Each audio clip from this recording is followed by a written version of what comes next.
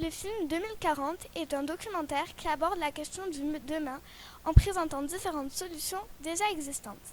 Damon Gamo, le réalisateur du film, est aussi le personnage principal. On le voit voyager dans diverses régions du monde et rencontrer des personnes de la vie courante ainsi que des experts dans leur domaine.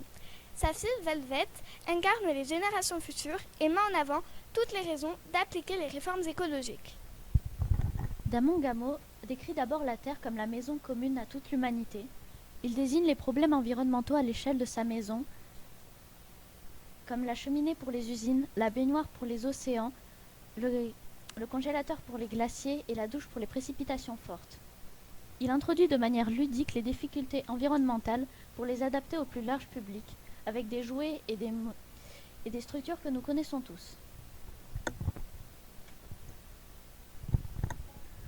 La théorie du donut a été développée par l'économiste britannique Kate Raworth. Il s'agit d'une théorie économique qui permettrait à l'humanité et à l'environnement de s'épanouir sans se marcher dessus. Le trou du donut symbolise la part de l'humanité dont les besoins ne sont pas satisfaits. Le plancher social représente la barrière entre les personnes dans le besoin et celles dans de bonnes conditions de vie. Le plafond environnemental définit les limites de l'environnement à ne pas surexploiter, au risque de mettre en danger la planète.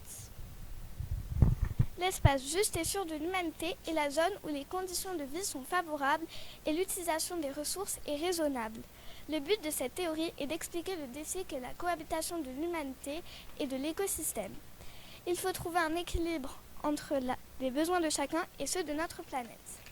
Maintenant, nous allons parler de l'agriculture raisonnée et de la réduction des protéines animales dans l'alimentation, qui ont pour but de prendre en compte l'environnement, le bien-être animal et la santé. Je pense que l'agriculture raisonnée est une bonne idée, car elle permet d'utiliser des pesticides et des insecticides mais à faible quantité, ce qui est bénéfique pour l'environnement sans changer certaines habitudes de producteurs. Je trouve que la réduction des protéines animales dans l'alimentation est une chose intéressante, car produire 1 kg de bœuf nécessite 15 000 litres d'eau. Les vaches dégagent du méthane, un gaz responsable du réchauffement climatique, donc il serait bénéfique pour la planète de réduire leur nombre dans les prés. Oui, et la viande n'est pas une bonne chose pour la santé. Il faudrait réduire sa consommation à 60 grammes par jour. Ce serait une bonne idée, mais réduire sa consommation de viande ne sera pas très facile dans certains pays comme les États-Unis, l'Australie ou l'Espagne, avec environ 100 à 121 kg de viande consommée par an et par habitant, et la viande est aussi présente dans certains plats traditionnels.